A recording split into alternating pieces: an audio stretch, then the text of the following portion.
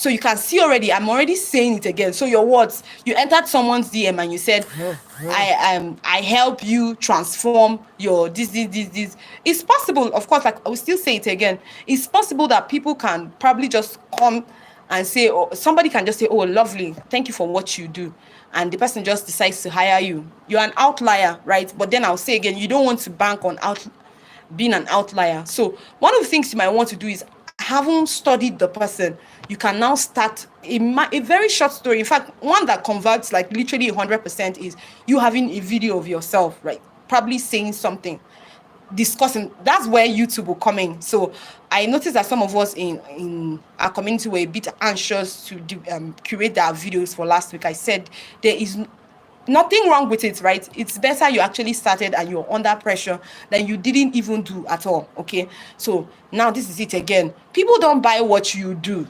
So I help, I do this, I am a founder, nobody is interested. So this is all still putting our energy on one word, the law of the buy-in, right? The law of the buy-in that was first discussed by, I think, John C. Maxwell, right? The law of the buy-in. It means that everybody wants to buy into this person, okay, into your personality, your stories, who you are, what you have done. Okay, so that's essentially why. Okay, so when somebody asks you, why did you start? Why are you a storyteller? Stories like maybe when you were born, like essentially everybody around you told stories, your dad enjoyed it, something, your grandparents or something, or maybe you had to tell a story and you won a competition. You know, it has nothing to do with what you're going to offer them right now, but it's telling them that you are going to be consistent at this course. So for people whom I told last year, literally, that I was going to be coming out every Sunday, they know. If they were the ones who probably decided they were going to do that, by now they would have gassed out. Like I said, for every one person who joins the live, I am more fulfilled every week. So you can see that my why has settled who, what, how many people. So you find out that some people, when they start having low turnouts, they will stop completely. Of course, like I said, it's not an excuse. We would want to, of course, ask you if you're currently on this live, please help us share, help us like this event as well, because it's going to help us rank a little more higher with the algorithm, and it will help people come in and learn and change their lives. That's still answering my why. So I said it again. People, the reason why you need to solve your why question is because people will not buy what you do. Okay, you're a virtual assistant, and then I help, and then, okay, I have helped over 800 increase IRL. Yes, that would draw people's attention. Oh, that's lovely. She has results. But a why would also help people know that you are committed to what you are doing. So if you essentially just started whatever you're doing because there was money attached to it, you can see that that's the reason why some people, when you bring them into your atmosphere, they are very weak. They are not as productive. So you can see that these are people whose whys are very, very weak. So your why, essentially, with your why, you can do anything without being paid, like essentially what I'm doing right now. So if you don't have your why settled, right, you think that, oh, if there's no money involved, then you're not growing. So I'm going to stop there, right, in this conversation, so that I move deep into our conversations for the night. So essentially understanding this anatomy is your first step. So for all those people who have been screaming, oh, what do you offer? What do you do that? What do you do on LinkedIn? If you have not answered your why, your questions of deciding what to niche down on you might have challenges on what to niche down to, right? So understanding the anatomy of your why is your first step to crafting a meaningful connections with your customers who believe what you believe. So again, if you don't have your why figured out, it will be very hard. It will be very, very tough, because like I said, there will be challenges, right? Things will happen that probably will question. Like for me, when we started Phoenix Gate, right, I think, was it like 3 months into Phoenix Gate, 3 to 2 months into Phoenix Gate, I had a group of people that were peddling some talk like that. Some of them were just saying they want to talk to me, they want to see me. I'm like, who are these ones again? You know, challenges came up on a normal day. because of my general personality, I might not take some of those things on a regular day. I'll be like, who is this person? I don't even know you from anywhere. And you're already saying some funny things. Okay, so part of the stories that were peddled there was they made me. I'm like, made me with what? Because when we started Phoenix Gate, it was completely free. So nobody paid me anything. So when you're saying that you made me, how did you make me? Okay, so stories like that can actually hampered me, especially when it came for us pivoting or scaling into structures. I was now very scared to have people volunteer in my circle of influence, right? And this is why, because I felt like I don't want anybody who I hear anything negative from. So even the people who are currently volunteering with me, I don't even used to bother myself. Like if you just do, I'll just move on. I can't remember how many volunteer groups I've opened so far. Of course, this is just me being vulnerable, right? So I'm still saying it now because your why will keep you moving, even when everybody else does not understand what you are here to do. So you can see the difference again. So let me slow down a bit so that it's not too much. So I'm going to say it again. For the summary of our first page, it's essential. People don't want to buy what you do. They want to buy why you do it. Why did you go to medical school? Why are you a storyteller? Not that, I tell stories, I help you improve your brand. That is your what. But why did your journey start that way? Why did you think at this phase of your life, this is what you want to start doing by yourself? So that's the one that people will likely connect with, right? Okay, so I'm going to help us again. There are three main structures of your why, right?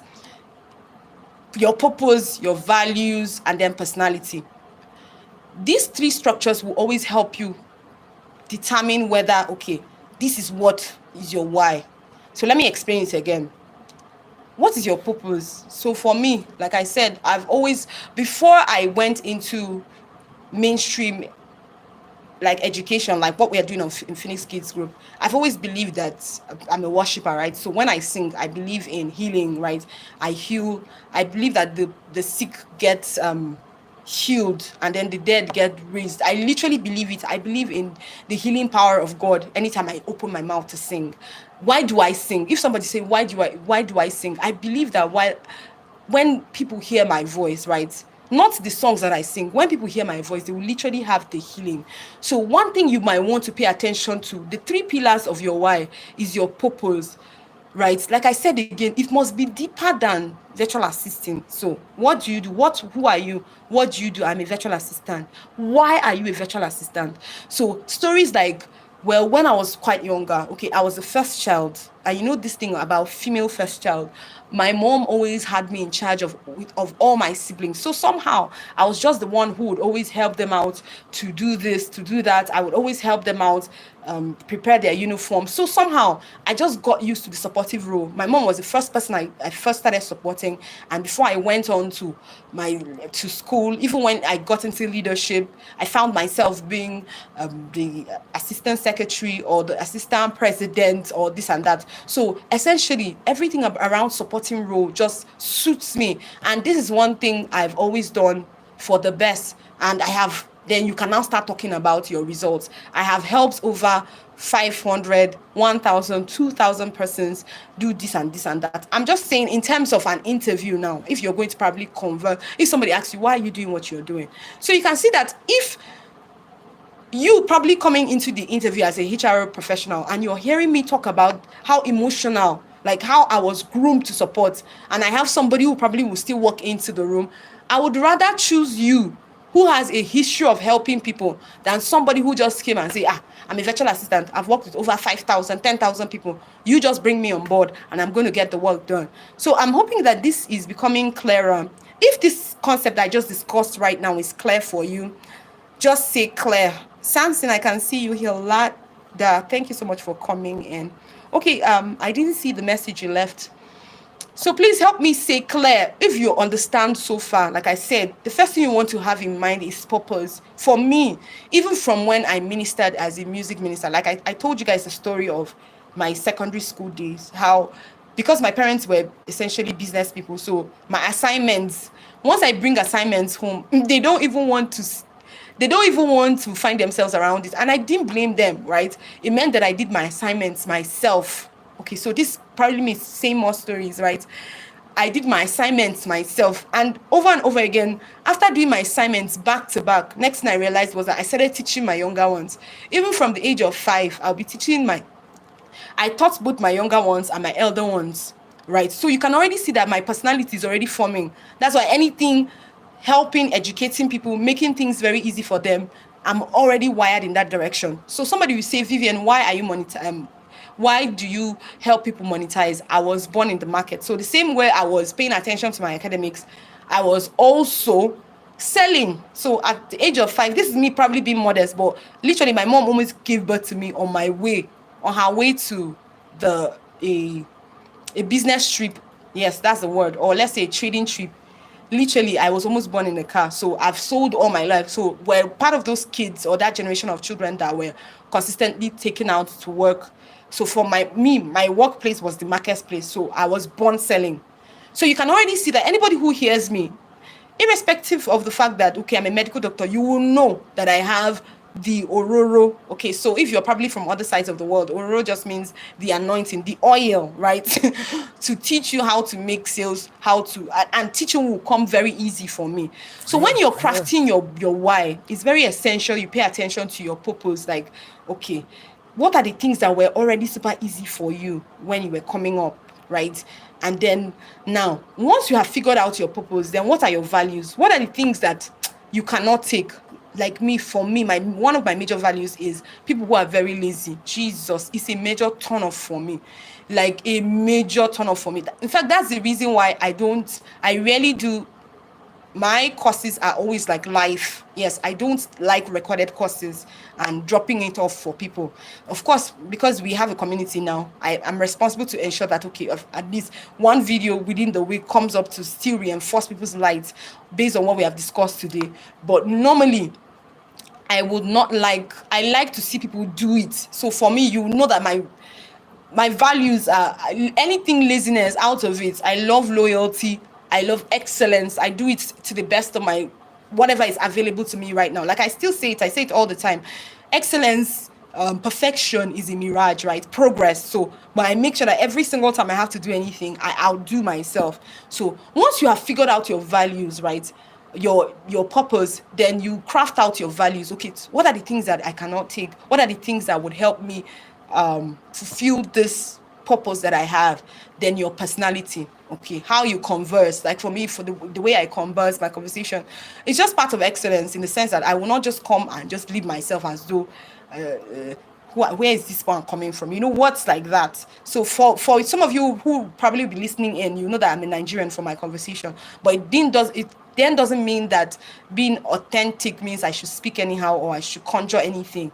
So it's still, all these things will wire my personality. So once I'm clear on my why, so I've been able to give all of you who are currently on this live event my why. I've told you my why. So anybody that knows me know that I'm passionate about teaching, and it did not start today.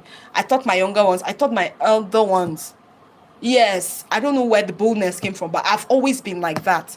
And then I didn't just do that. I went on I went on to swear because, of course, like I said, because my assignments were backlogged, of course, it meant that, okay, some teachers would be picking favorites and saying, oh, this person is the intelligent. I'm like, what's the meaning of this? So that's essentially my wiring. It means that I like new things. I love to conquer. I love the hard things, sincerely.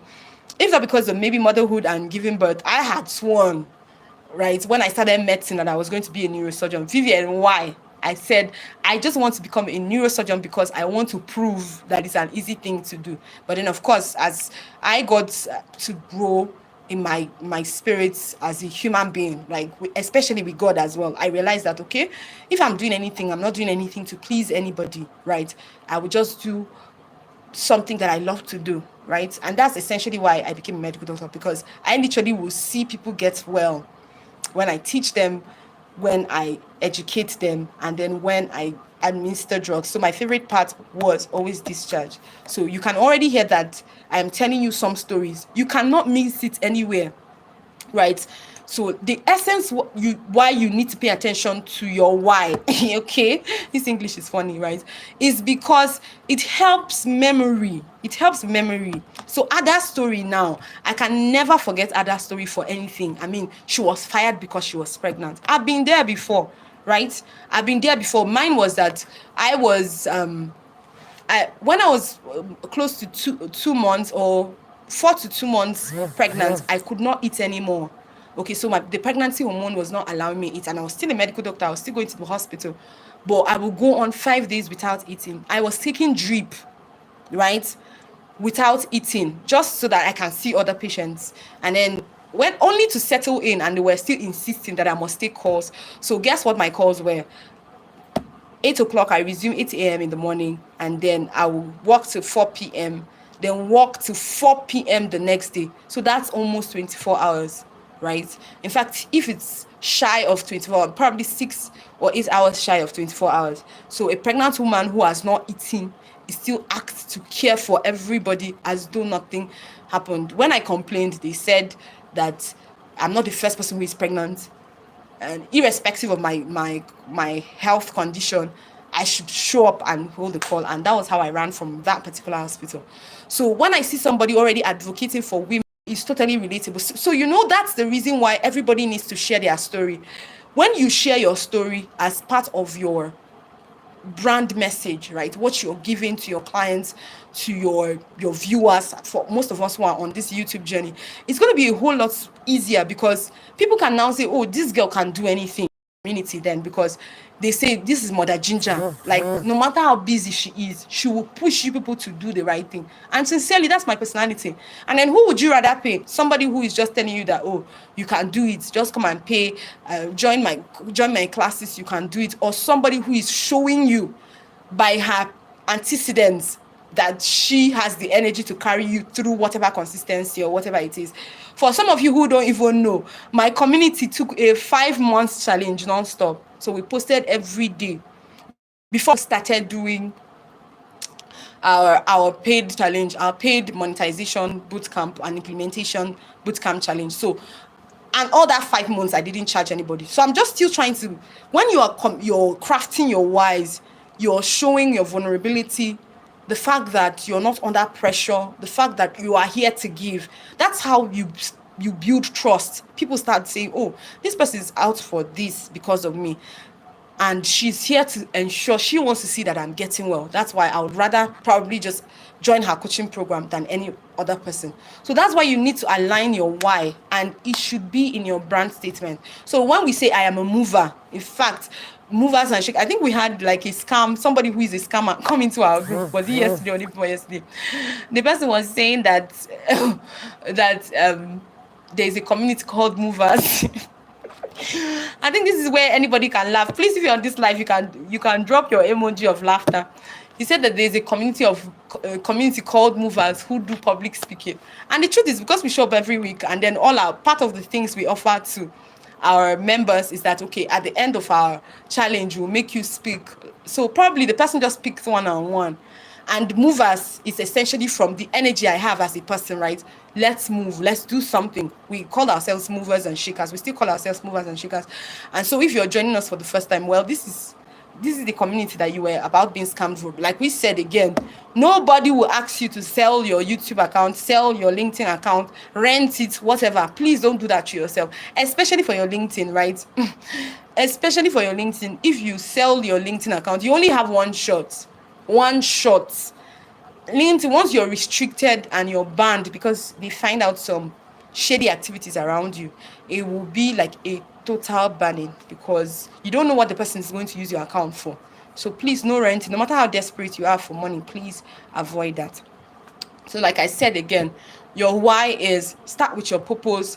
When you have realized what your purpose are, then you decide what your values are based on your low-hanging fruits. Okay, so for me, because whatever it is I'm offering has a lot of energy around it, right?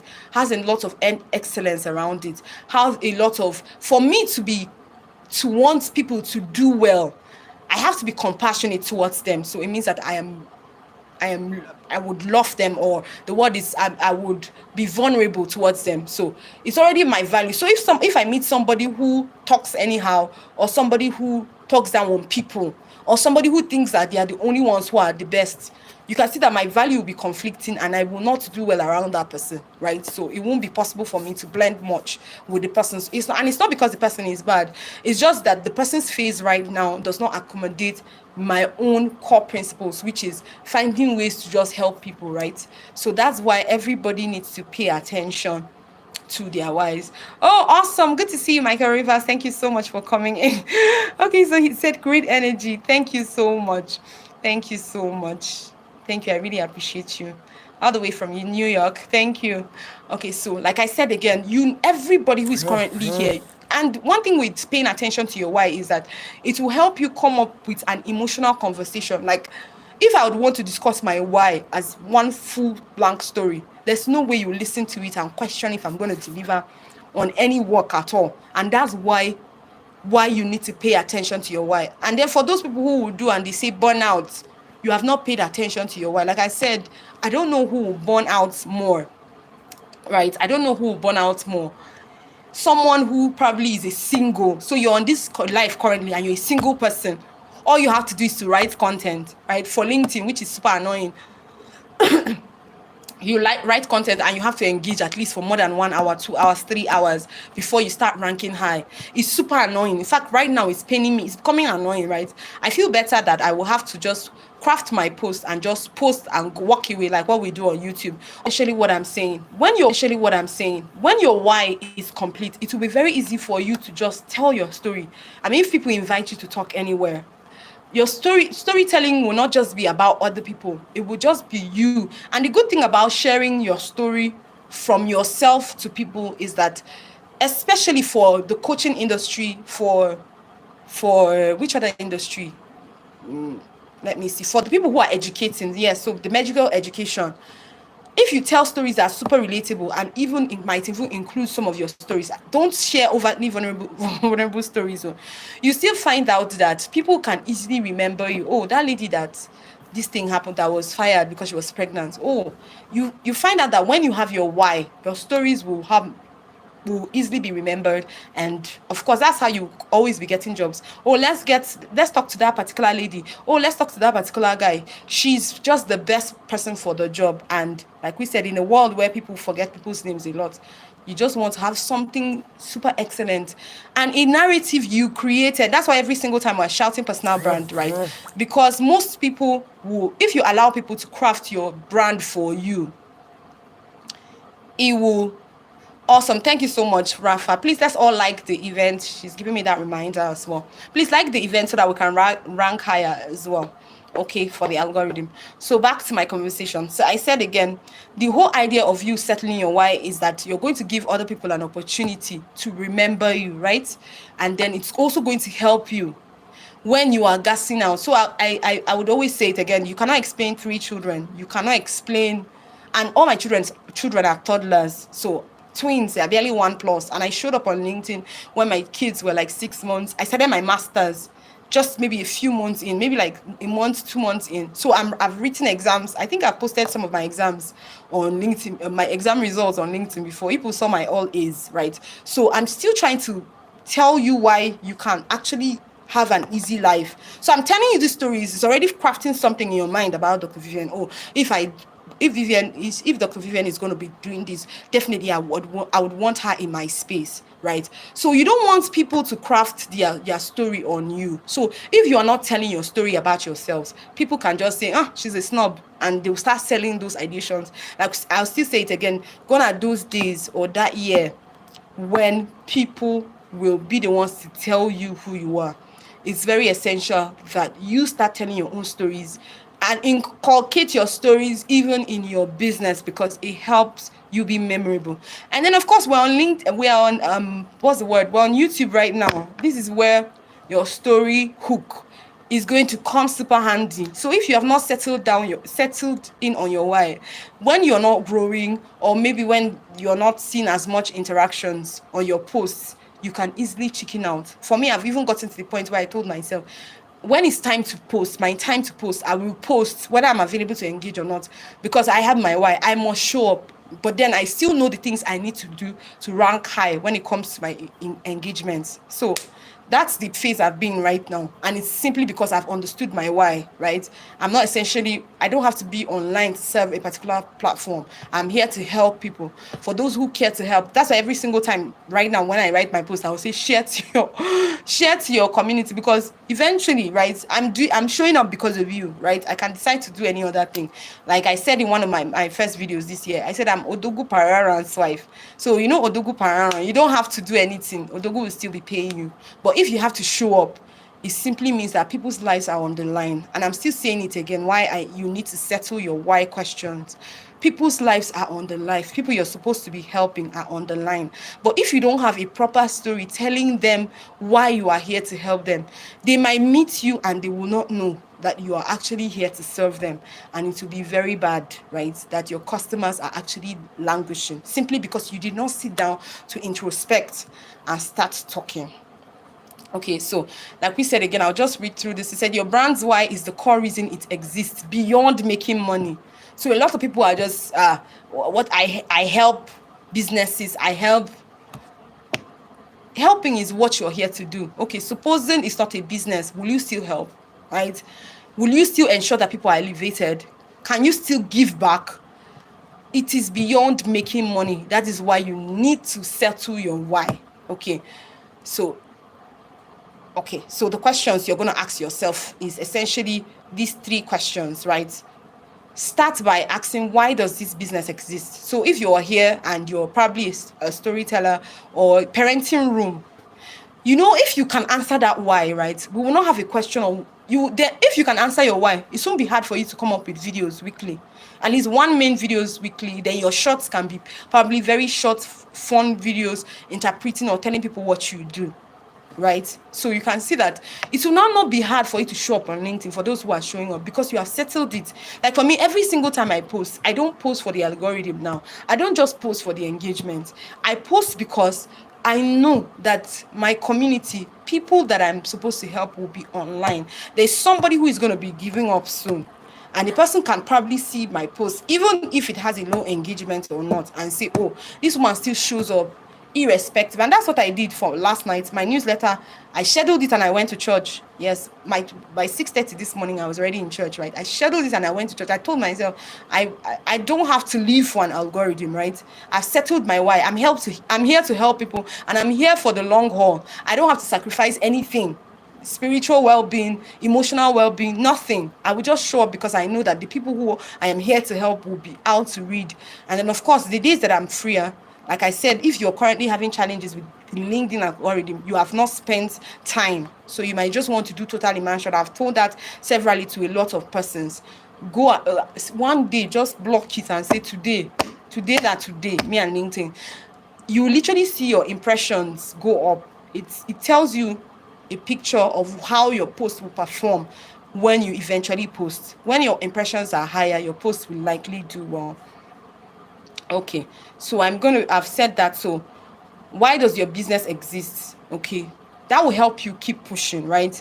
Then what problems are you passionate about solving? So put that down as well. Then what band of values? Of course, like you can see that we're already coming out. We went from purpose. When you answer your why, your purpose can be gotten out of it. Once you have gotten your purpose, then your value will be heavily printed out. Then your personality will help you now start. When you start hearing people talking about personal brand, I've realized that a lot of people just start from personal brand. Everybody just start behaving like what you do. People are gonna, sorry guys, I apologize. I forgot that I'm literally just gisting. So just means as a like blabberish, like blabbering, gibberish. Okay, so you hear people start saying, start positioning yourself for what? The first question should be why do you think that this is what you want to do right now? Okay, once you've answered that question, You decide on your values. Okay, these are the things that I'm known for. I'm going to be known for. I'm going to be known for excellence. I'm going to be known for progress. I'm the one who finishes my tasks. I'm going to always be known for being the best at anything I do. Then by the time you have settled it, then your personal brand can now start coming out, because that's where your personality starts forming. So when you're acting in a particular somebody saying yeah, yeah, yeah. When you start acting in a particular way, you now have a bet. So somebody now can say, oh, let's say your personal brand now is I am the number one. So a lot of people have been seeing that favicon ranking coming out all across LinkedIn, and everybody is saying, yeah, oh, I was the number one in this. And you, who are probably just showing up on LinkedIn, favicon has not seen you anywhere, right? Surplus of to rank you. Why will you keep showing up even if you see people who have said that they are number one, number two, number three? Is your why. So even if your personal brand has not even formed, maybe you're trying to explain and talk to people about what you do, who you are, and they're not yet getting it, something will keep making you come out. So like I'll say it again, that is why I started the Phoenix Gates group when I just had 2,000 followers. In fact, that 2,000 followers, I was late. I was already late. So I'm still saying this now because of some people who are currently on this live event, and they are still saying, oh, I just have 2 subscribers. Maybe when I get to 1,000 subscribers, then I'll start deciding on my why. Then I'll start positioning myself as a brand. So I'm hoping, and today, this thing that I'm discussing now, to be sincere, I've never seen anybody talk about personal brand in this life. I'm hoping that other people who are currently on this life would also maybe upgrade their curriculums in that direction for those people whom that is their strong niche, so that you can build appropriately for people, so that they don't go and start saying, oh, I am the best. And that is where the exhaustion comes in. That's where the burnout comes in. When all of a sudden you're no longer the best, you're no longer what people thought you were, or you're no longer having those results that you used to have before now. You don't throw in the towel. The question will be, where's that next one person that I'm going to change their life? And onward march, we keep pushing. Okay, so thank you so much so if you have understood our conversation so far, just say understand. Just write understand. Let me be sure that you're with me, so that I am also pushing this conversation as well. So please just write understand. Okay, so let me look through the conversation so far. Okay, I'll be known for excellence. Excellence is my pride. Awesome. Romy said that anointing. Romy's awesome. So please, if you've understood, please just say understand, so that we can be moving right into our conversations. So we've already grown from our why. Everybody, I'm sure that you are paying attention now. So for all of you who we wrote our conversations and you are still writing words, okay, you are still writing your words or probably your results or your metrics, I'm hoping that you're already making some of those adjustments, because it's going to help you as well. Okay. Okay, so Promise said this is what is for me. I just entered. Awesome. Congratulations there. Congratulations. Okay, so awesome. Okay, thank you so much, ma'am. Our excellent prophetess. Thank you. Thank you, Rafa. Thank you so much, Hawa. Awesome. Thank you, Comfort. Thank you. So now, once we have understood our why, right? The next thing you're going to do is you need to have a story, like on standby. Thank you so much, Ada. I can see you as well, Immaculate. Thank you so much. Right. The next thing to move from is not to start saying, oh, I'm a personal brand strategist, or I am a something. The next thing is to have a brand story that would let people know that, okay, you have this energy. So for coaches, right, vulnerability might not be the first thing you put out there for a coach. So I'm going to say it again, and that's what a lot of people don't know. For a coach, your weaknesses are not essentially what you put out there, because your framework, I don't know how to explain it now, what you do requires strength. Okay, so you're not the one who the people will be seeing that, oh, you cannot post, you are going to disappear. I'm just saying, for coaches and founders, yes, for coaches and founders, you don't want to be giving the vibe of I am weak to your followers. So when you're choosing a brand story, pay attention to always see yourself come out of any challenge, right? Come out, even if you had a challenge, right? Make sure that you're still a hero of that particular challenge. So you can see other story. Yes, somebody might say fired, but what? She has now become an employer of labor. So that's why you must ensure that you come in your brand story. Don't put yourself as a weak person throughout, especially for coaches. Coaches, it's 100%.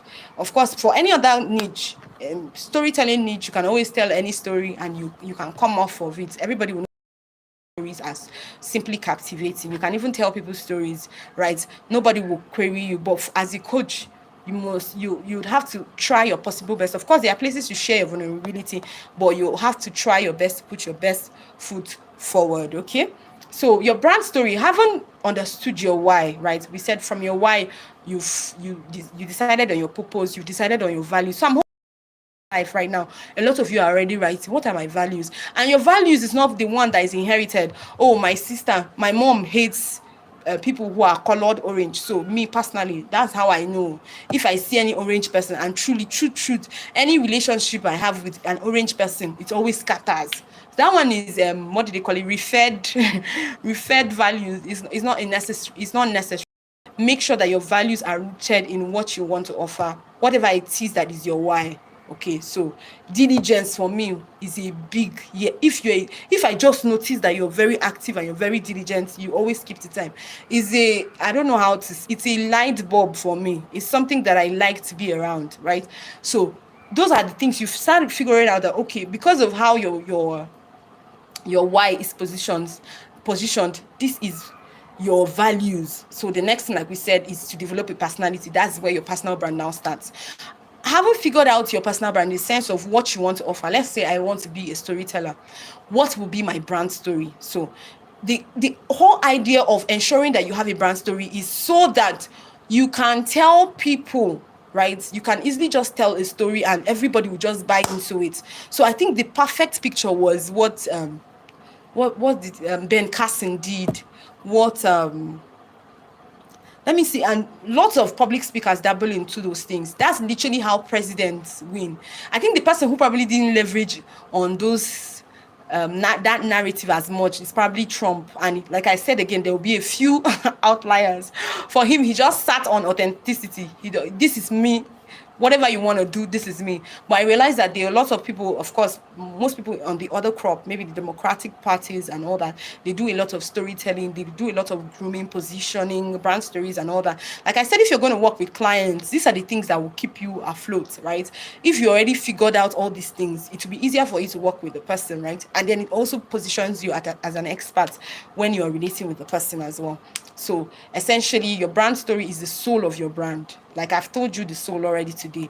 We've talked about mission, value. So all these statements, you should just have them, especially for some of us who are looking to have grants for foundations, Comfort Brown. All these things should have been clearly documented. In fact, your story should have plenty tears, right? Let's say you grew up in a neighborhood where you saw even the best of your childhood, something happened, and it was simply because parents were neglecting children in the slums. Your story, if let's say you have a story of somebody whose parents had passed, and how it affected their academics and how they didn't do well or how they died. So you can see that already. I'm trying to be very fast because of the curriculum for the night, but you can already see that if you start telling people things like this, some people will even start crying. That's why movies sell. I'll still say it again. The day when we did our personal branding course for the community, that's why movies sell more. That's why even on YouTube, right, the most views, go and check, most viewed, people in the entertainment, people in the movie. So entertainment is movie because they dabble with stories a lot. So this is us probably as professionals taking a cheat sheet, like being able to crop out something and say, okay, yes, since we are professionals, but we also would want people to relate with us. We want that emotions that people get from watching movies, even in our videos, right? Depending on how, whatever narrative we want to share per videos. Like I said, for the sake of this challenge, for me, I'm going to be teaching. So most of my videos will be around teaching. But then, of course, I'm going to have, most of my shorts will have those emotional things going on. Because the truth is, people are emotional beings. Don't even be saying, why is she crying? Just say sorry and move on. People are emotional beings, right? So you must start paying attention to telling stories. It will literally be a game changer for your brand, for your YouTube channel. It would literally be, and that's why the faceless challenge, faceless channels seem to be doing very well now. Okay, so whether it's AI faceless channels or just pictures that had a background voice told as stories. Okay, so let me say this again.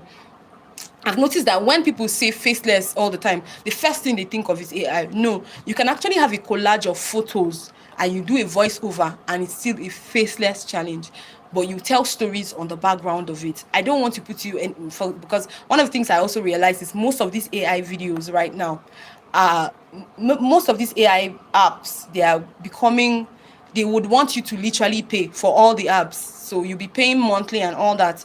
And if you're part of this challenge, I'm sure you know by now that you should have a CapCut, right? Please pay, subscribe to a CapCut, right? Just calculate it. Whether you'll be paying a videographer or you just get a CapCut that would easily just, even CapCut now has an AI feature. Don't worry, we're going to do our, we're still going to, of course, we already have a video training, right? But I'll say again, we're not going to put a lot of pressure in that direction, but please, I'll show examples on our weekly posts as a community that I will release, so you can see how you can do that as well for yourself. Okay, so you can see that Beyond Features had talked about you communicating not just what you do, but why you do it matters very, very well. And then not just about why you do it. One of the things you might want to put to heart as well is your aspirations. I think I discussed that. I was looking to the fact that Phoenix Gate would eventually become a live event where literally we'll have a platform, like we have a building when freelancers, mothers, nursing moms, I mean, you name them, people who are probably distraught at one point in their career, all of a sudden come around and they are getting help, upskilling, they are learning, they are showing up, they are monetizing. So you can see that I'm already discussing some of the aspirations of the community. And of course, I think Apostle Heavens right now, she has literally been teaching on grants on her platform. One of these days, I'll still bring her back to talk to us on how we can start getting grants, because the truth is, the reason why you need to have aspirations is because anybody might want to partner with you at any point in whatever you do. So if you're here just shouting virtual assistant, virtual assistant means what? What is your aspiration? What do you want to use with that position? Okay, we understand. Okay, nobody will put gun on your head because you showed up and you figured out that there's nothing else, that is non-code that you can offer.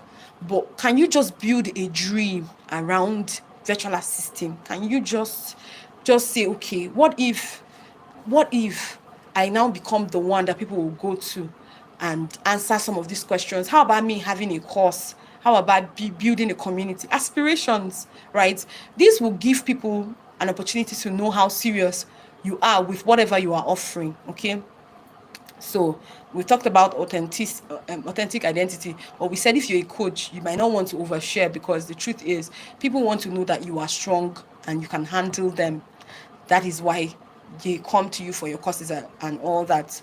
So depending on your niche, okay, so you would want to tell people how you overcame a particular problem, or what are your commitments right now when it's regards to you pivoting, because of course you cannot be playing a blind eye right now with all the AI everywhere, right? You cannot be pretending like you don't know that in the next few years, right, there's really going to be a whole lot of change in your business, in your brand, in everything. So as AI, of course, if you're on LinkedIn, so this is me probably speaking again for people who are on YouTube.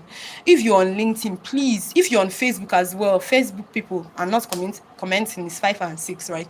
If you're on Facebook as well, one of the things I'll tell you, please open a LinkedIn account. Just open, right? And just find the AI enthusiast or the AI niche, people who are currently updating people daily in whatever, right? You need to be updated with what is currently ongoing. I mean, some of the things that are coming out right now, you know that some jobs will literally go extinct if we don't pay attention. Okay, so like I said, for today, we're just talking about, we talked about your why, then to your brand story, storytelling as a topic and as a hook will be taken by Dr. Ish. I think probably I'll talk with her if she's free next week. We can have her on board. If she's not, we still have personal branding to discuss. So you can see that everything that we're discussing this night, we are building, right? So I think Mrs. Omobabirin has also said that she's going to come to talk more on personal branding. So I'm hoping that by the time she comes, you can see that we have already laid the foundation. So it's no longer a hard thing. The only thing is, if you're not having results right now, it just means that you are being careless, or you. And for me, sincerely, by the mercy of God, those are not the kind of people I like around me, right? I don't like lazy people. I don't like, I will say it again, and with all humility, not anything serious. It's just that once you are seeing help, just take it and run with it. Okay, so we talked about the importance of having or the importance of telling a brand story is that whoever it is, so you can see that now, if I want to get any job, or I'm looking that I would want to work, and if there was any other person who introduced themselves as a HR here, there's no way I'll remember the person more than I'll remember Ada. I'll literally remember her because I have a connection. I have experienced what she talked about, right? And like I said again, memorability. People will remember you. So you hear people say, no be that guy where they. Okay, so sorry if you're from other parts of the country. I was trying to speak broken. So it will be more like, it's not that person who does this, it's not that person who does that. So that's literally how we know. Okay, we remember people. Then another thing is building trust. So now everybody knows that if they sign up for my course, they will be gingered because that's all I have to offer, right? Okay, so then it helps set you apart. That's by the time you have figured out all these things, from your why to your purpose, right? We talked about from your why to your purpose, then to your values, to your personality, then your story. By the time you get to this point, there's no way people can confuse you with any other person else. Like I said, there are doctors on LinkedIn, but there's no way you can confuse me with just any random doctor simply because, okay, I'm a doctor. Okay, so I'm now going to help you right now. This is now the I don't know how to say it, the icing on the cake. Now I have summarized everything. So now if you're asked to write your brand story, because that's one thing that I noticed that most people don't have, and so when you're invited to speak on a live event, most of you don't even have anything right to say. You just say, okay, today I'm going to be sharing, like I said, that there are different kinds of hook. Please don't say that I'm faulting your hook. Yes, there are some hooks. We're going to discuss them tonight. There are types of hooks when discussing a presentation. It means that, okay, some presentations you can just go up and say 3 most important points, something. Okay, maybe let's say 3 most important ways to improve your reach as some digital marketing professional. Number 1, that is enough hook. Somebody will just say, yeah, let me just quickly learn these 3. You can say things like that. 3 most important ways to start earning online. I love the last one. Steal my points or something like that. And you start giving 1 to 3. That's education. Like I told you guys, most of my videos I've released so far, that's what I was doing. I was educating. And that is a type of hook, right? There's the storytelling hook. There is the education hook. That's the how-to hook. There are several kinds. There's the video hook. That's the visual hook. So if you notice, you probably would have watched a video that you see somebody would just somebody would just fall off. You know, some of those very scary skits where somebody would just fall inside in a dirty water or something. I wish I could play that right now, but I don't want to move away from that a bit. So you see somebody just fell down, and then the next thing you're going to see is somebody talking. So that is a hook. The whole it's a visual hook. So the fact that the person fell maybe it would draw your attention or make you stop your scroll to listen to the person. So like I still say again, there are different kinds of hooks, right? Of course, when we are doing our video classes, which is already recorded, I would probably just cut it and make it shorter for all of us. You would see how to come up with visual hooks, right? Whether caption, even in your visual hooks, there are different kinds of visual hooks. There's the caption hooks, there is the acting hooks, right? There is the before and after hook. All of them, you're going to see all of that. We're going to just discuss them very quickly because we don't want to stay too long there. So back to our conversations for the night, right? So how to write a brand story. So we have all started. So this is where we are. We've discussed know your why, right? Understand the purpose behind your brand, right? Identify the problems, any problems at all. Okay, so you have known your why. Okay, me like this, I've decided that people must do well. People, in fact, the highest possible education, highest possible businesses, highest possible. I just want to see people move from A to B. Okay, yes, that is my why. What is my low hanging fruit? Okay, I am this. I've done business for nearly how many decades? I've done.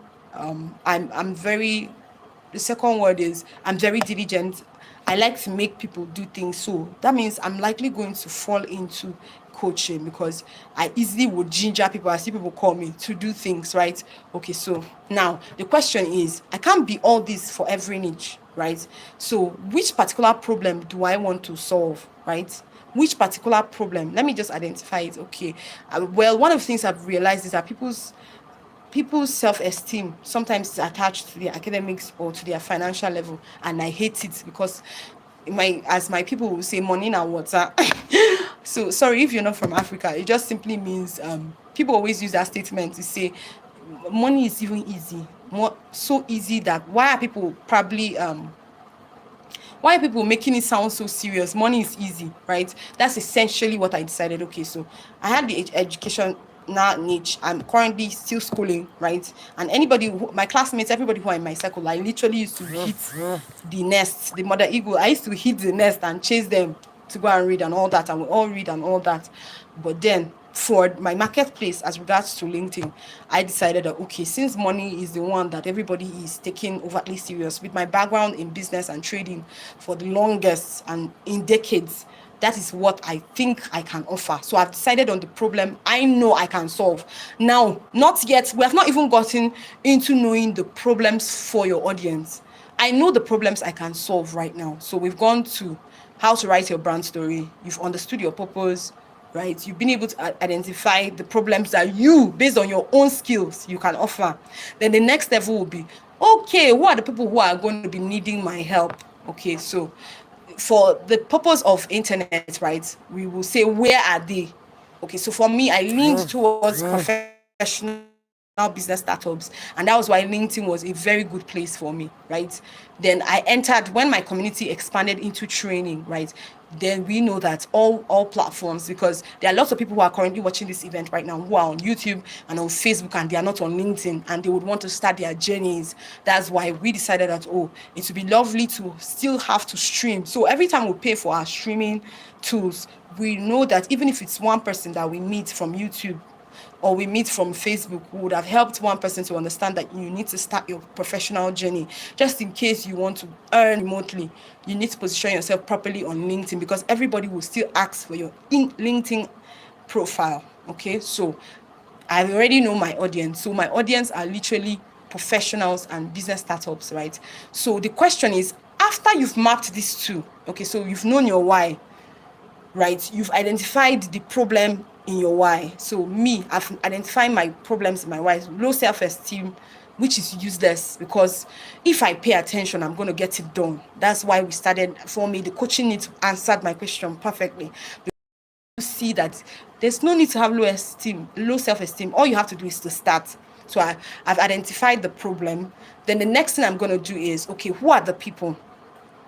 So after you know your target audience, your audience, the next thing we want to do is, what are their pain points, right?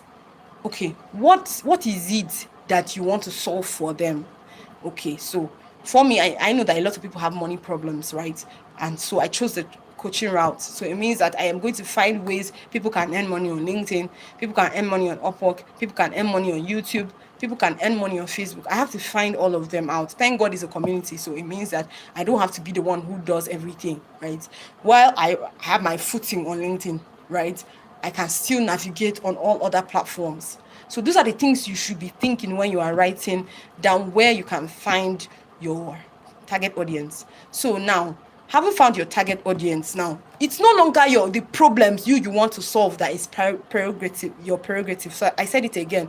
When you know your why, right, you identify the problems that your why is solving.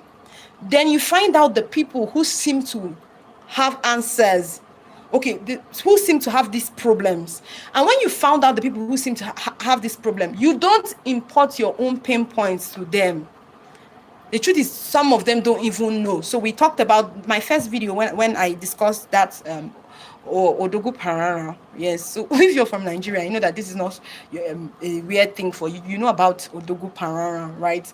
And how we did business lessons. I dropped it on my YouTube. That was my first video in before the challenge, right? I discussed there are people who are problem aware, problem unaware, solution aware, solution unaware. So some people have problems and they don't even know that they have these problems, right? So that's why you don't just infer problems on people. You need to educate them through, okay, this is your challenge. So some people are currently in the sales and marketing niche, but they are having 2 comments and likes. You're in sales and marketing. You're a LinkedIn growth strategist and you're having 2 comments and likes, and you're saying it's not about the comments and like. So who is going to get you to work with them if you don't fix that up? So you can see that based on your niche, you now know what are the requirements. So it's not just your own. So somebody might just say, yes, I'm a LinkedIn growth expert, but I would post whatever I want. All I would just say is let them give me their account. I'm going to coach them. See that you are not paying, you are elevating your own desires above that of your clients, and that's very bad. So one of the things you would want to do is what do your clients desire? So for me, I don't like people who post generic, what's the word, people who post generic, it's what they call it now. You just see somebody will copy one. I will post it in the group so that we'll all laugh. Somebody said, hi, you can, where do you think AI is going? Something unrelated. I've not posted about AI this week, and the person comes and drops that on my on my LinkedIn comments and dropped this in like 5 other people in my network because I noticed the person. You see that it's kind of embarrassing. Some people have gotten jobs doing that. Like I said, they will always be outliers, right? But you don't want to give yourself off in that way. So that's why you don't infer your own solutions or your own desires of people. Find out what their own desires, what their own values are. So you know what your brand has, your brand story, you know your own. So the people who are now your target audience, you don't just wait until they match. You just know what they need and find a way to answer their problems, right? So once you've done that, okay, you've already defined your brand identity, because now your brand identity will help. That's why I was telling you guys what we did when immediately we got into this live event was that we realized that some people were having YouTube names. So Olamide Joseph, I can see her, Eric Obwakwa. Okay, Obwakwa. I hope I'm pronouncing it well. I'm so sorry if I make mistakes there. And then Favor as well. These are the people who don't have a brand identity on YouTube. Okay, so you would want to position yourself. Like for me now, Monetize with Dr. Magnus. Anybody who sees me commenting anywhere knows that whatever it is, she has something to do with money. Let me just go over her channel and just see what she's doing there. That's why you must have a brand identity. You know your why. You have crafted your brand story. You know your audience, but you need to have something that makes people understand what your values, your mission, your vision is. So when we chose the Phoenix Gates, we read the story. Even in my video introduction, it was stated super clearly, right? The Phoenix Gate is the phoenix is a mythological bird that rises from the ashes. That's essentially my brand story. Like I said, I don't want to believe that anything is hard. I believe that anybody can become anything if they give themselves to proper coaching, right? To proper guidance. And that is why we chose the name Phoenix Gates. And the gate, we chose the Phoenix, then we chose the gates, because we know that there are lots of people who will be at crossroads, right, in their life at one point. They will see our own gates. And as soon as you come into our gates, we are guaranteeing you that you will not be thinking like the way you used to if you show up consistently. So you can see that I've already made sure my brand identity is clear. Even my YouTube, very clear. If you see me, you know what I am here for, right? That is why we are hoping that everybody who is currently here would make sure that they do that for themselves, so that people are not questioning what you are offering, right? Okay, so someone said I think I can see somebody on my phone. Her name is Miss TikTok Girl channel. So those kind of channel names, you will now be wondering, I don't understand. On YouTube, your Miss TikTok, what do you want to achieve? Is it TikTok monetization? So you can see that there are lots of questions already around it that you don't want to leave open. Okay, so once we've identified, you've decided what in your what in your clients that you want to answer, and you've imbibed it as your mission, your vision. One of the first things you would want to do, like we said, you can see that when we discussed Gates, Phoenix as a bird that rises, then we now talked about the fact that, okay, it's not just about it rising, right? It's a gate, so it means that there will always be people. It's a community thing. It was positioned for community. Now, one of the things we also did was to let you know. Okay, so we always used to say then, and for you, if you're probably just joining now, we had already said we are movers, right? We are movers. So it kind of gives you, when we started out, we were using movers and shakers. So it means that we were, when you see us, you know that we're energy people. That's the core of my being. It was literally myself. I interpreted it into my business, in the sense that even if I decided I'm not going to run any coils anymore, I'm not going to do business anymore, you can't take it away from me. That is why I will still show up on Sunday like this, because that is who I am. I like, no money can take that away from me. Okay, so those are the things you need to sit with. It will help you so that when you're talking burnout, you will know that people will be begging you to slow down. Like before, when I was preparing for this course, I stayed awake throughout the night. I just meditate, because I know that this is a complete uncharted territory, in the sense that most people who have discussed personal brand have never taught it like this before. And for me, I knew that I had to stay one with whatever it is I wanted to communicate. So it meant me staying awake, and there's nothing wrong with it. I'm still going to stay. In fact, today I still have many things I'm supposed to do, right? So it will not even be a question of burnout. It's a question of calm down. So every single time at home, that is one statement that my husband will always tell me. Okay, so for some people who don't know, I'm married. My husband will always tell me, calm down. This thing, calm down. You know, you're not like before. Of course, definitely. You can. I told you guys a thread of who I was. Even in secondary school, I didn't sleep in the nights. That was so the what my husband now puts forward every single time is that, you know, you're not as young as before. You don't want to probably just what's the word, put your health at risk, or so the goal will not be burnout. The goal will be you're doing too much. That's what everybody will be saying, you're doing too much. And it's because your why is now clear. Even when you are tired, you're doing too much, so you will not have those exhaustions that people are always talking about.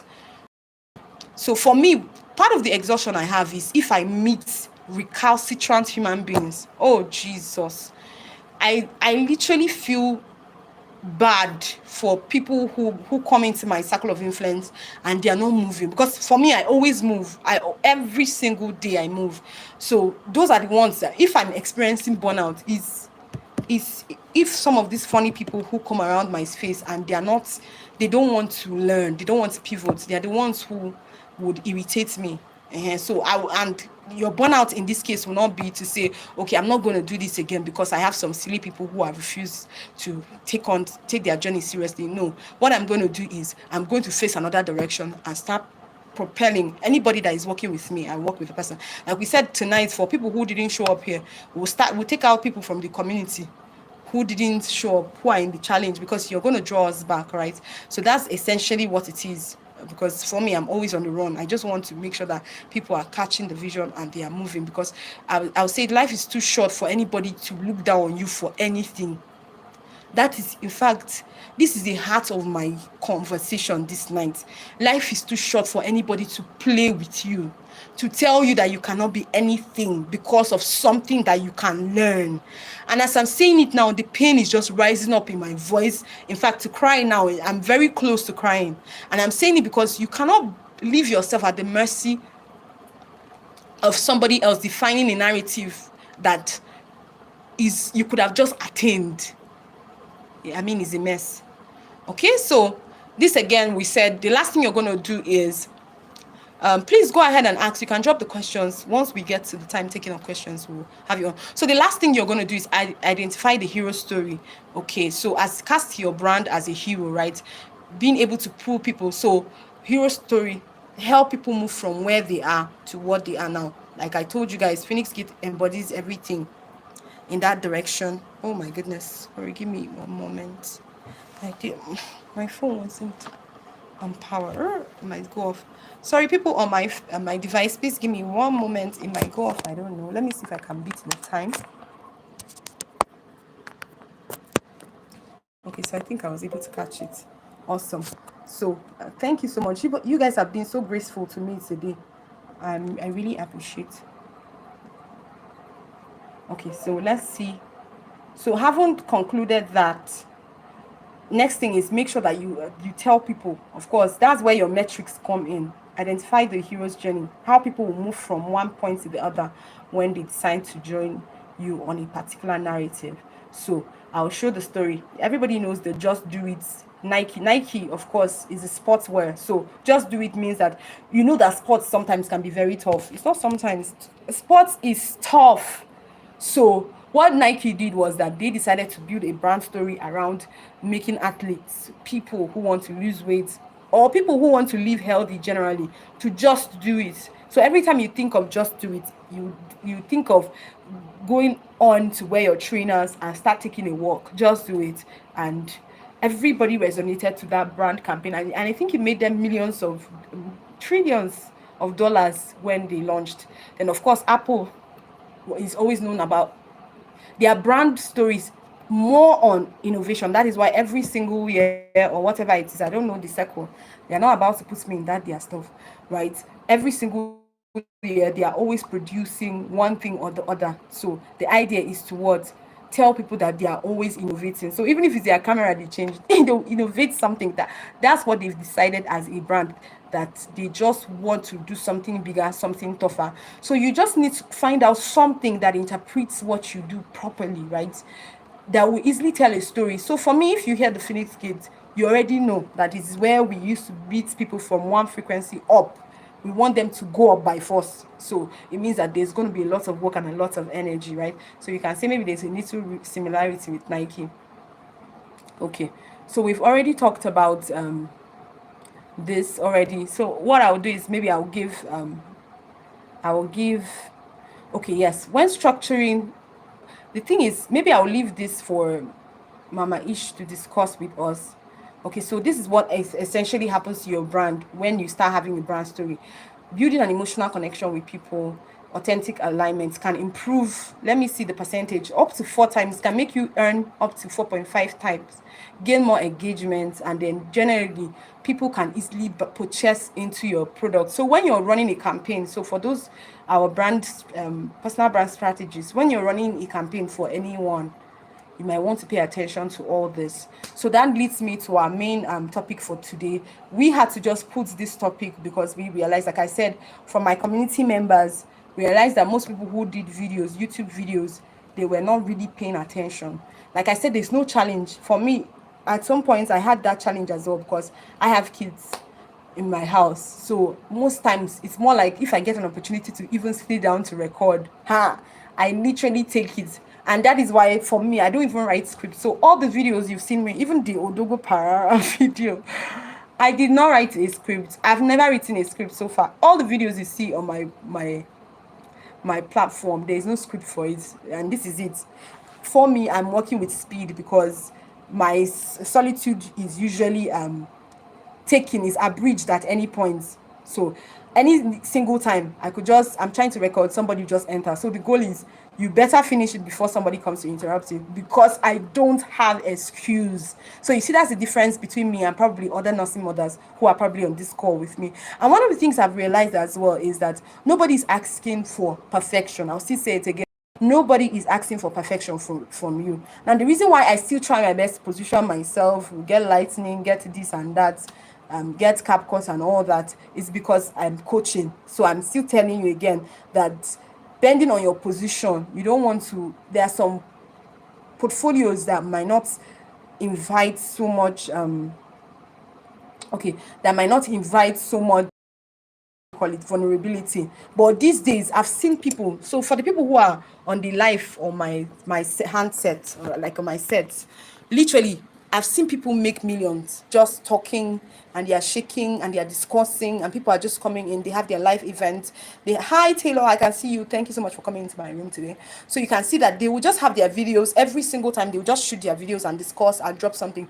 Especially if you have an iPhone, it will be lovely, right? If you don't have, just believe for it. Nobody will kill you for believing, right? Nobody will unalive you for you to get me. Nobody will unalive you for believing, right? But that's why we say have CapCut, right? Whether the free version or the paid version, whatever. Don't wait until you have a very good video camera. Just use CapCut to upgrade. We'll do a video to show some of the settings that you just need to click. For the people who are in the community, you already have some of those videos. Just some settings that you touch. You can just sharpen the video to look like iPhone. In fact, even Instagram and TikTok has an editing software on their platform where you can even edit. You can change your phone to an iPhone camera when you are recording. So I'm just trying to say that don't be saying that you have any excuse, right? Like we said again, the video market will always win because it has so much authenticity with it, right? It will always win because of so much authenticity. I mean, everybody who sees me on this live now will easily trust me than somebody who probably is just always writing. Okay, than somebody who is just always writing. Can you people see me? I don't know why I can't see myself. My goodness. Okay, so I get what is going on. It's because of my setting. Okay.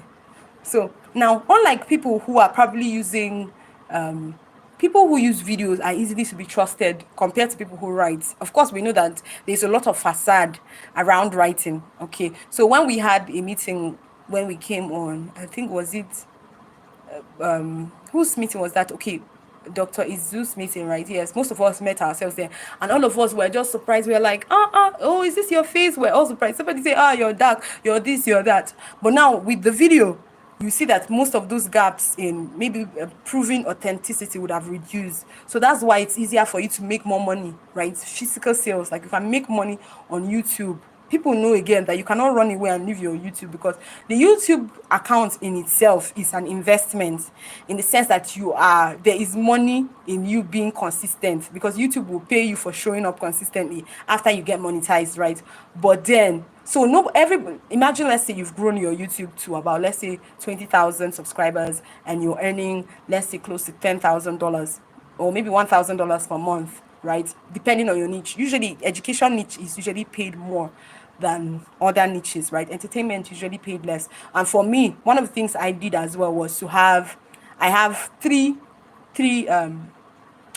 channels: one for entertainment, one for education, two for education, one for entertainment, two for education. The truth is that my wiring is education, basically. So one will be essentially, I would discuss, for those people in the community, there's something I will tell you, please try and have something like that. If there's anything that you love, right, that you never really found an expression, maybe music, have an entertainment version of it. Now, this cheat sheet, nobody will tell you this.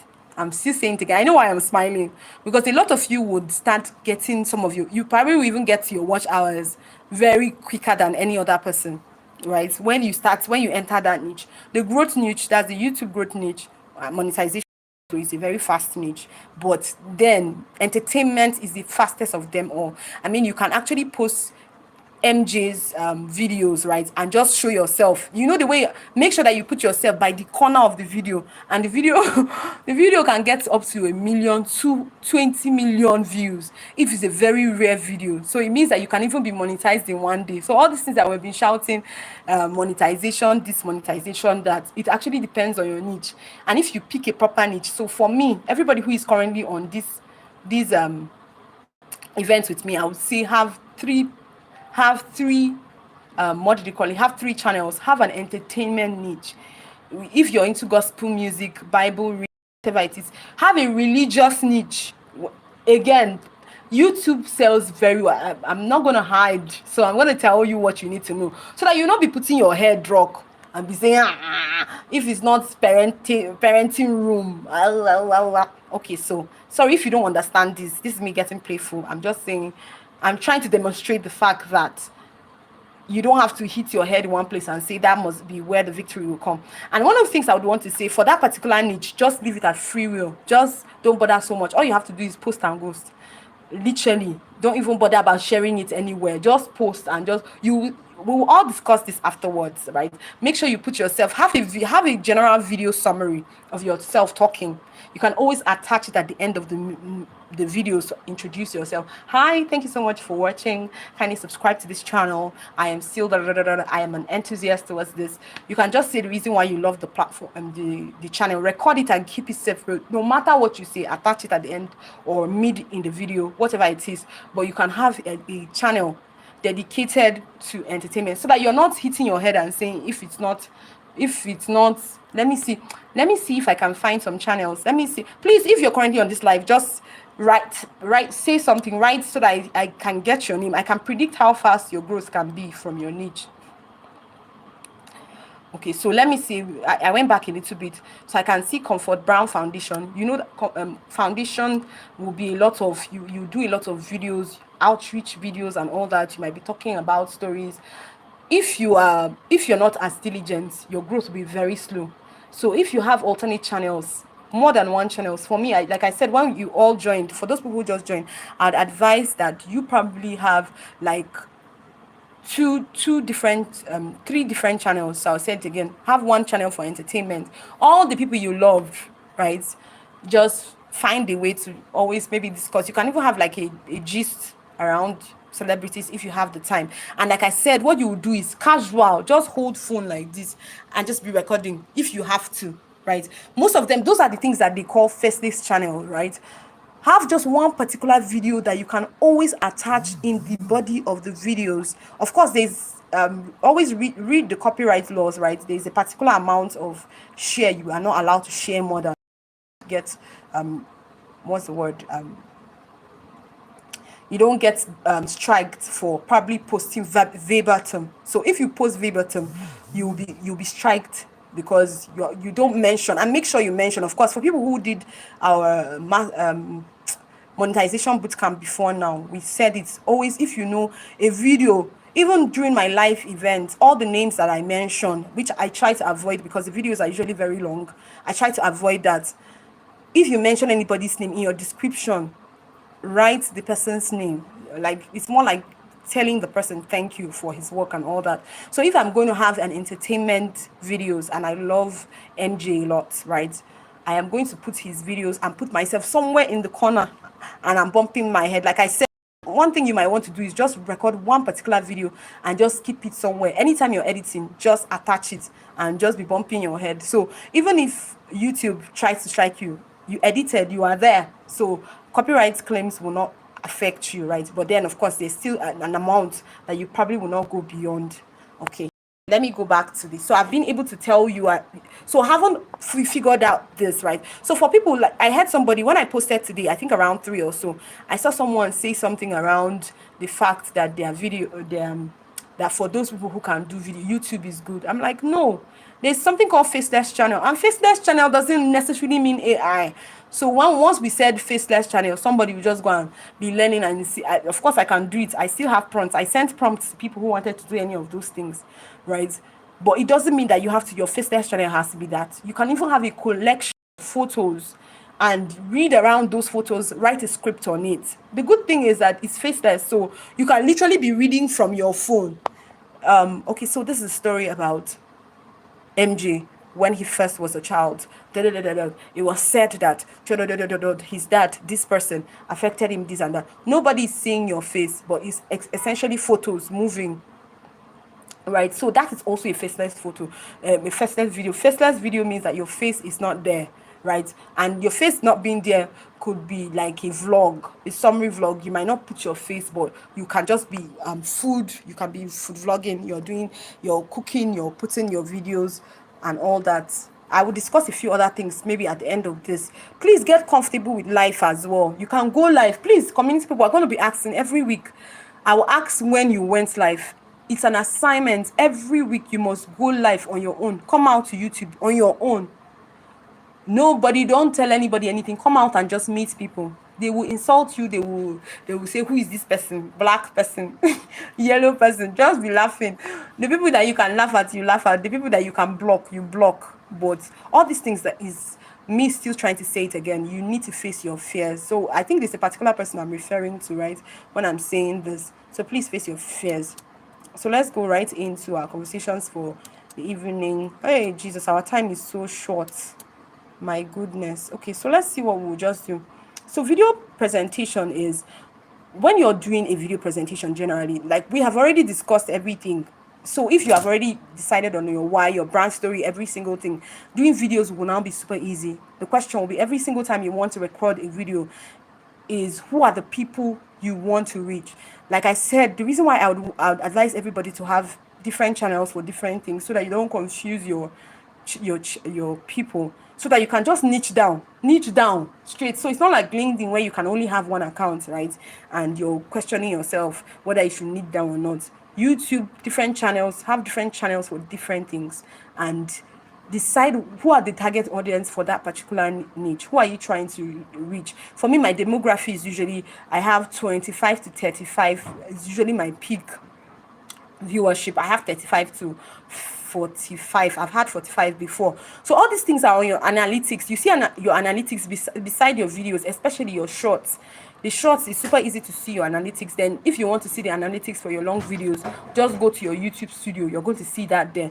So every single time you post, while you're checking whether your view, whether you've gone viral or not, what you might want to do is click on the analytics. It will give you an idea of, for those who didn't name their account, you know that, okay, the people you're seeing, YouTube is confused who to take your account to, so they will probably just be showing it to anybody. Okay, so I'll say again, who are you trying to reach? Then what are the problems you want to solve? Then what is the relevance? If you missed our first ever class, please go back to it. I'm not going to reiterate that there, but we were able to search for how you can search for relevant things. So for people in entertainment, there's just all around Very Dark Man every day, D1. There's just around what's that his name? Two-Face, Annie, there's just around Natasha. So all those are already relevant trending topics that if you're into entertainment, one video like this, some people can just come at it and they might subscribe to you if you're reasonable and if you planned it very well. It's not like if you're reasonable. If you have poor planning, some people can misinterpret it. More like you only got one shot, right? But always remember to have your call to action, because also people binge watch on YouTube. Sometimes it's when you do your call to action that you remember to do something. Okay, so tailoring your hooks to specific. I already told you guys, if you had done the assignment that we did the first day we came on board, right, you would have already known the people that you're reaching out to. You will already know. So it won't be a question of who are the people you're reaching out to. If you have done your assignment as well, even from today, you already know the people that you want to serve. Now, you, like we said from last week's assignment, match 10 people as well in your niche and see the topics. If you see my phone, I have screenshots. In fact, why I decided on the topic that I'm going to film for this coming week was because I saw that somebody who was in my niche did it and the person had views. Even if I'm an upcoming YouTuber, I'm just going to leverage on his traffic. So that's why so that you're not going to just say, okay, today I'm going to be talking about self-discipline. Only you and your self-discipline. You know that even your topic is not a hook. So you say, today I'm going to be discussing algorithm. Let's say you're teaching maths. Please don't do that, right? Find out what people are looking for and leverage while you're growing into becoming a top voice. When you now become a voice, like VDM, right, on YouTube and on Instagram, you can now wake up and be talking nonsense. People are already converted to you. They are not even bothered, right? Okay, so I'll say it again.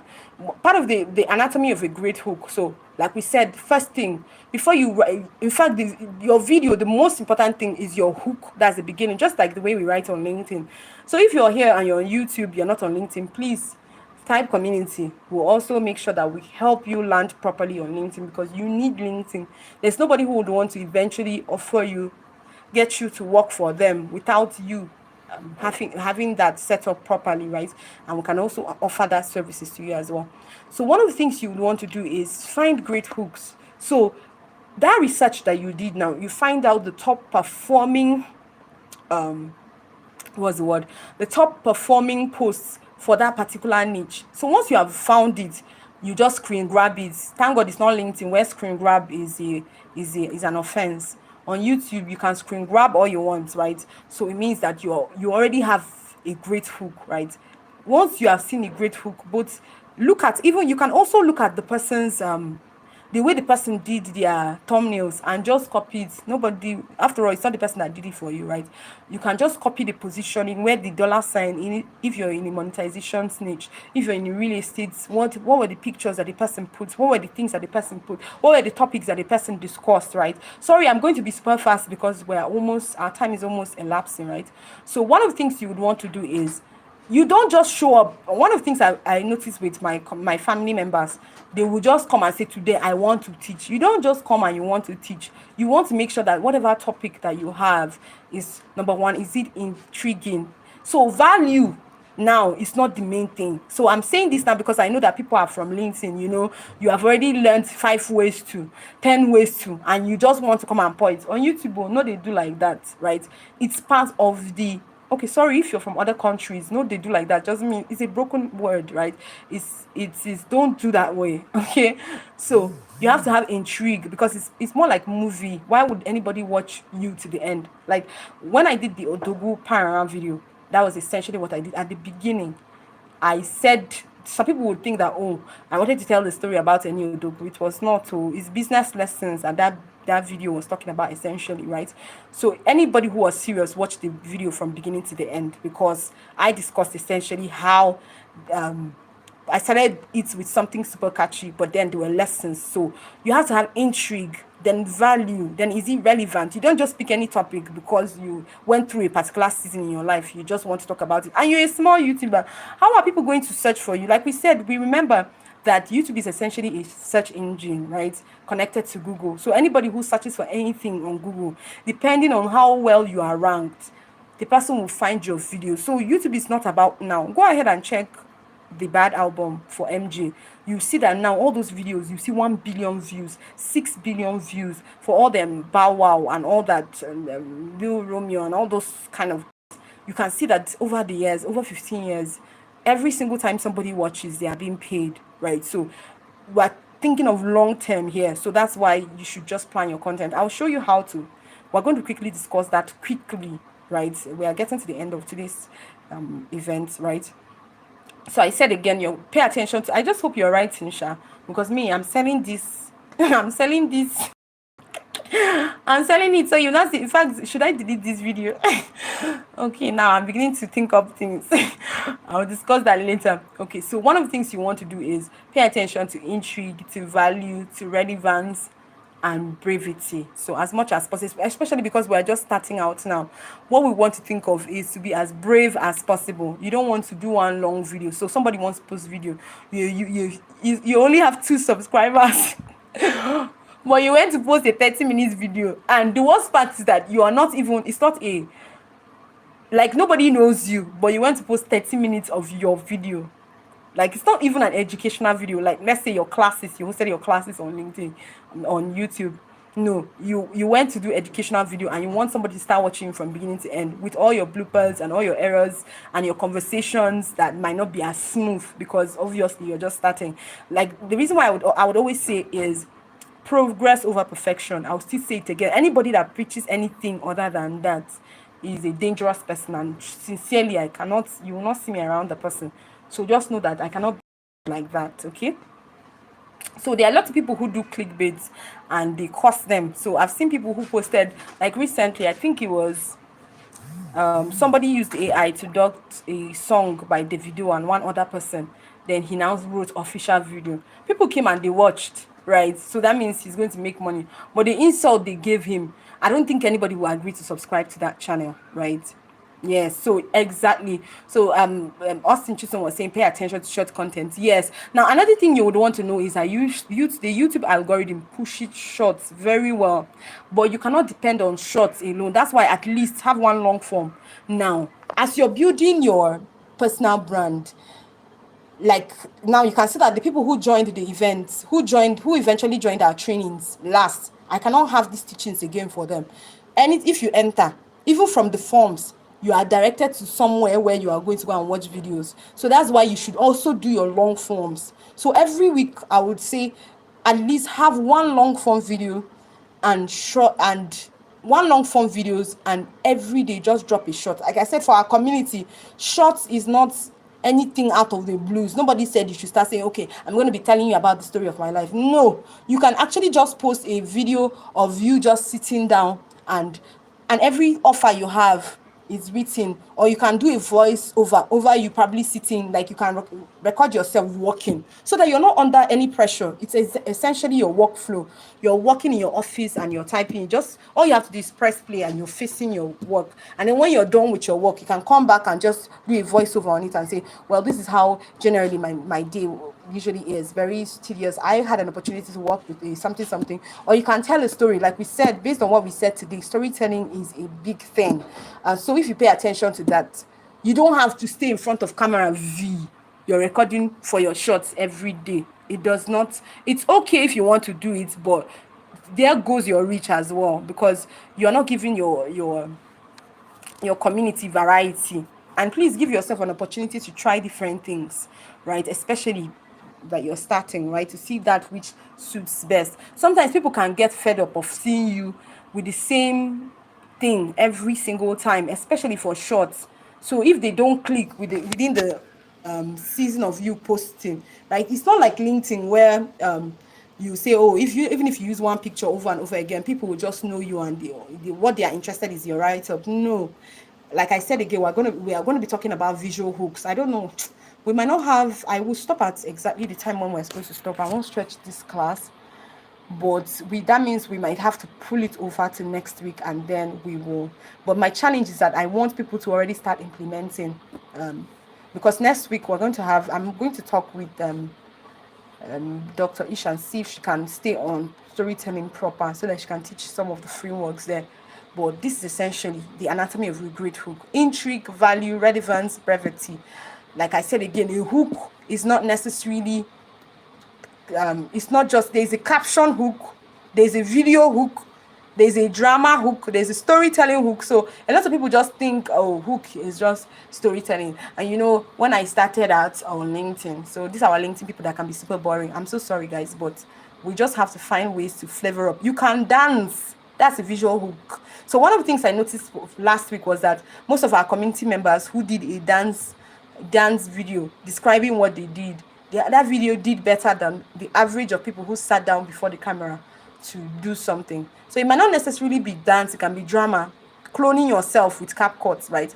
All those things, you should be able to do that. I think my video for next week, I'm recording for video clones, so you're going to see me talking to myself and acting drama. Yes, attempt anything. This is your opportunity to grow. Now, the good thing about the YouTube algorithm is that you don't have to suffer. If your content is good, you just post and you go and sleep, come back, respond to people, tell them thank you for engaging on anything. If you need to go over to see what they are doing. Like I said, if you're currently on this live and this is your first time you're starting this journey, don't subscribe to anybody without watching their content. YouTube will take it out.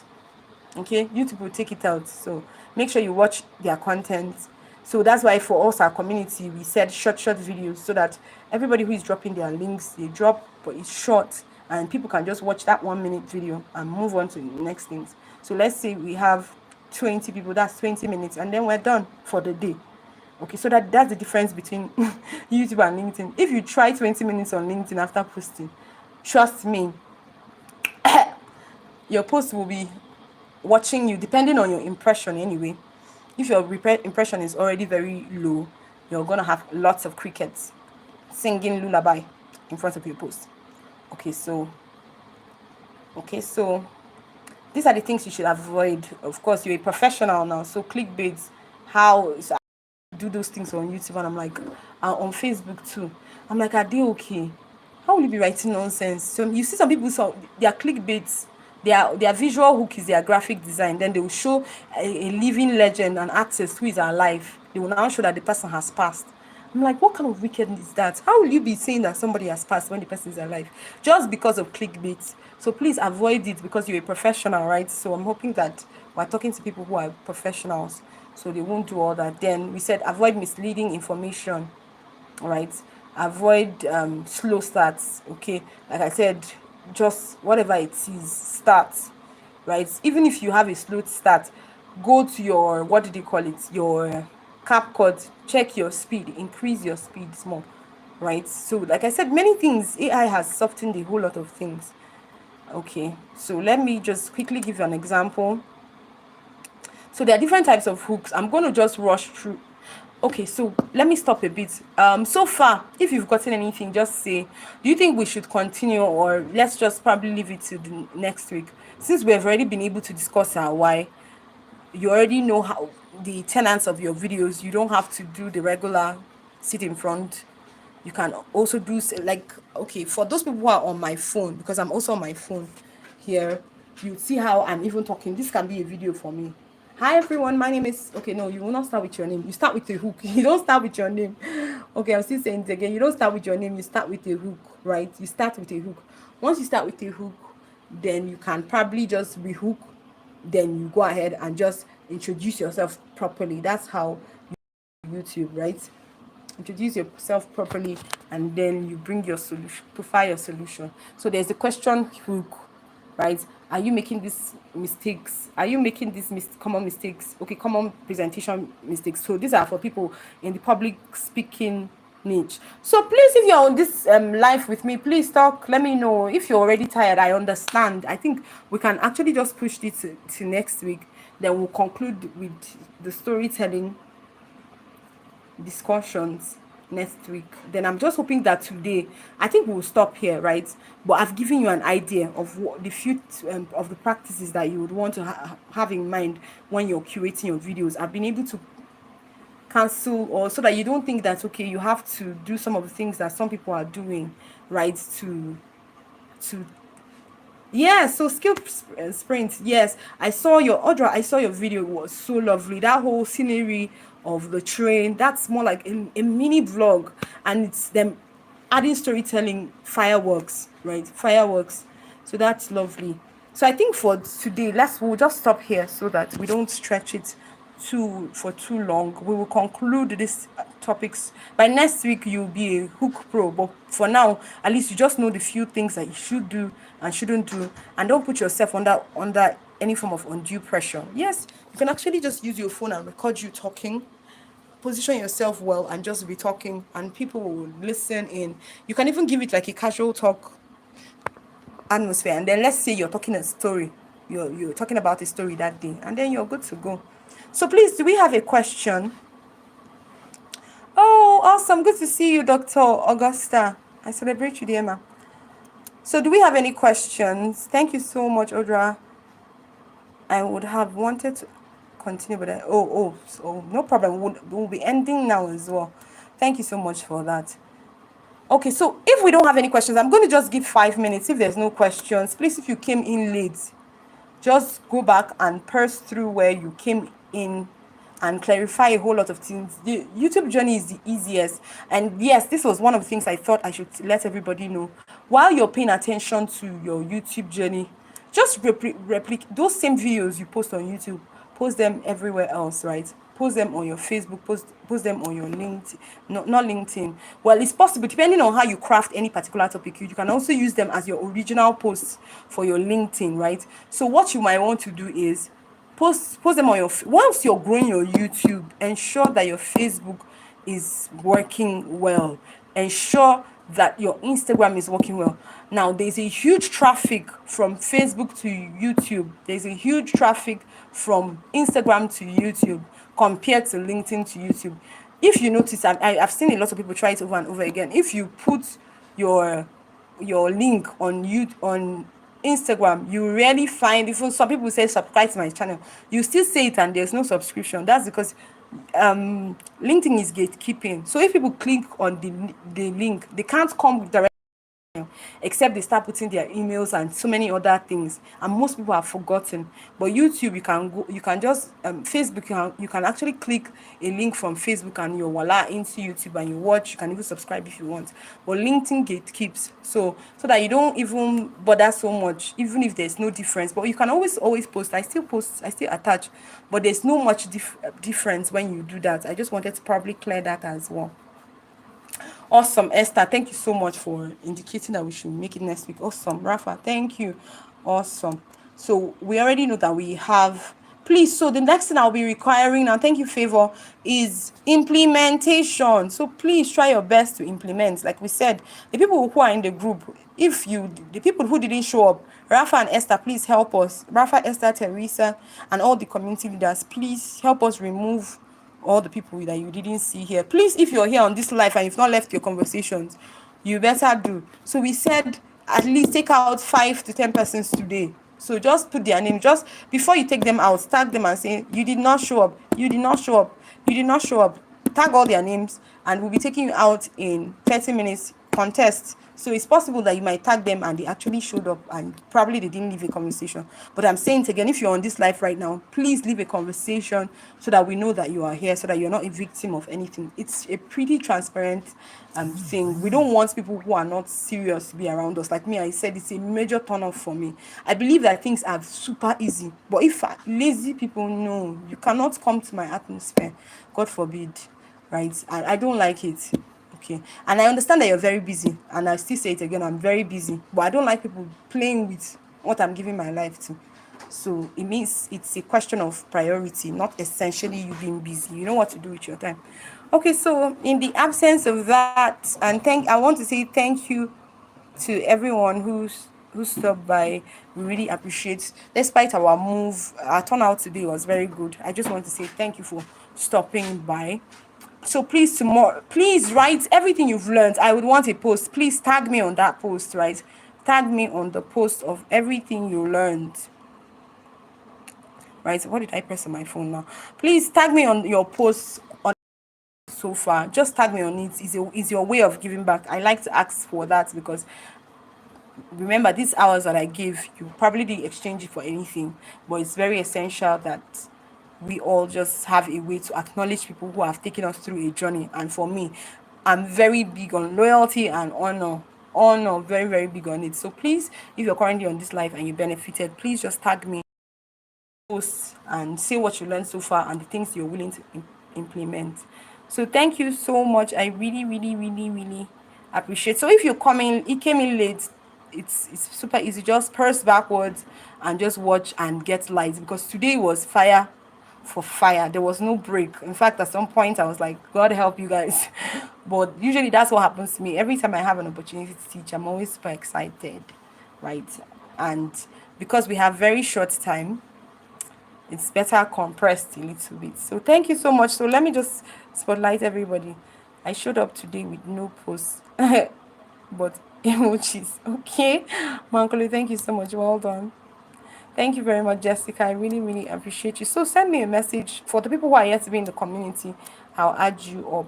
And so we've already opened up our monetization bootcamp. So if you've never earned on LinkedIn and you're currently watching from Facebook, you want to start your your LinkedIn journey, please do well to send me a message. For the people who sent me that they want to be a part of the bootcamp last week, please, I had you in mind. I had a research to conclude, so I didn't contact some of you back, but I'll clear that out by tomorrow. Yes, so if you want to start your monetization bootcamp journey, like, I will ginger you, right? I will teach you all the things you need to do, and you make money. In fact, most of my students, I help them make the money, because some people are still, maybe given the 3 weeks, they are still shy. It's okay. I still put you in the place of opportunities. That's what I do. I make sure that you get the value for your money, because that is essentially what I'm here to do. So thank you so much, everybody, for stopping by. So please, for next week, everybody who showed up on this live, try and get at least 5 more persons, 10 more persons in your circle. Let's come and learn. Let's come and grow, right? So for all the people who have conversed so far, who are on YouTube, please just click on the YouTube accounts of the people who have left comments, right? Just go to their shorts, just watch their 1-minute shorts and then subscribe. Don't subscribe before watching. If you subscribe before watching, you are wasting your time. So for those people who are sharing their YouTube links up and down and asking people to subscribe, if they don't watch, YouTube algorithm will still take them out. So I'm hoping that you are aware of that. So that when you come back sometimes and you see that your YouTube channel is not growing after you've sent it to 1,000 people, that is where the challenge is. Even if they grow, YouTube takes them out because they want engaged subscribers. So please make sure that you are engaging. So in the absence of that, I would want to say that I'm honored. I'm so grateful. Thank you for stopping by. Like I said, even if it's one person, I will still be here, right? It sounds like what Jesus did, right? Yes. So I would want to appreciate everybody. I'm sure that you had an amazing Sunday. For those people whose Sunday is just starting out for, I'm sure that you're having an amazing Sunday as well. I honor you and I'm grateful for you. Thank you for being super exceptional. And I am going to be ending the live as my manner is on the count of 4. So I'm going to be going 4, 3, 2, 1. Good night, everybody. Thank you for stopping by.